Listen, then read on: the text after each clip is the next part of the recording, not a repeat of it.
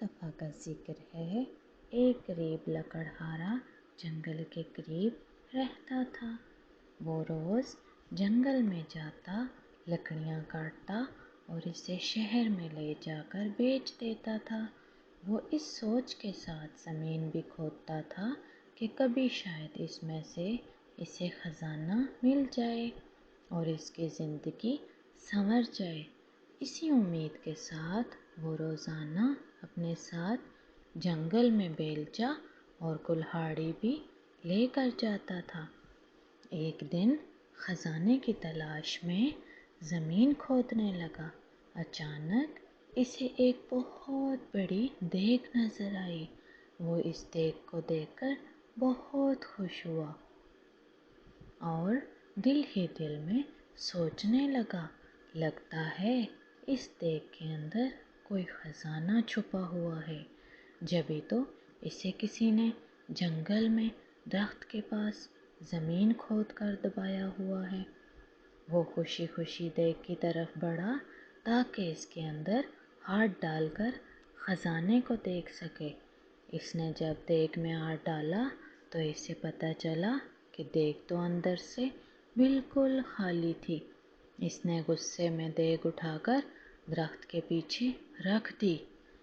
وہ کچھ دیر خزانے کی تلاش میں زمین کھودتا رہا، لیکن اس کے ہاتھ کچھ نہ آیا۔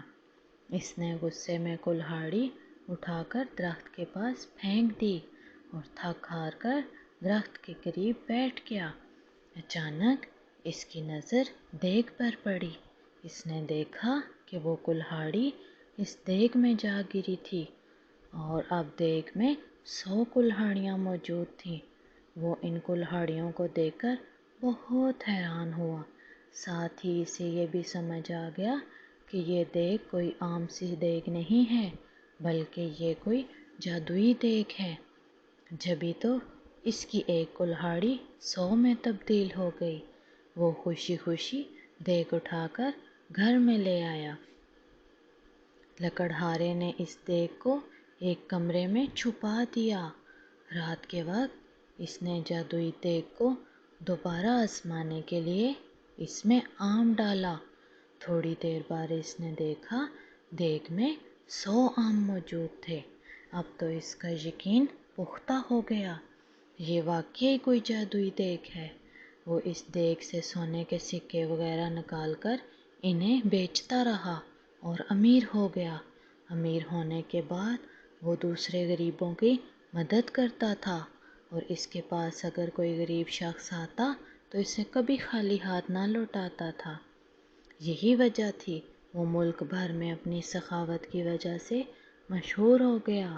اس کے اچانک امیر ہو جانے اور جادوئی دیگ کی کہانی ہر جگہ پھیل گئی۔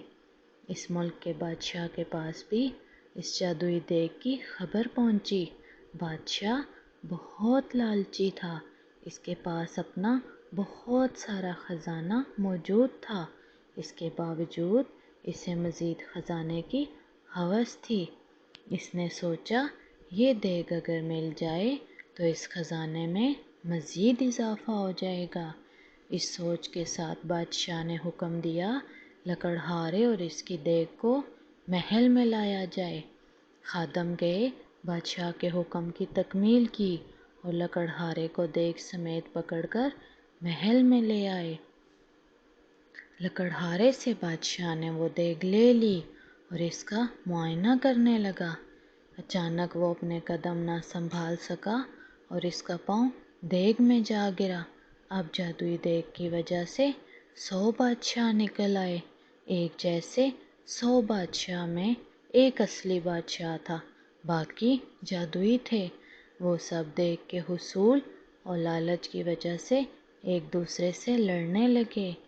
یوں سب نے ایک دوسرے کو جادوئی دیگ کے لالچ میں قتل کر دیا۔ لالچ کی وجہ سے اصل بادشاہ خود بھی زندہ نہ رہا۔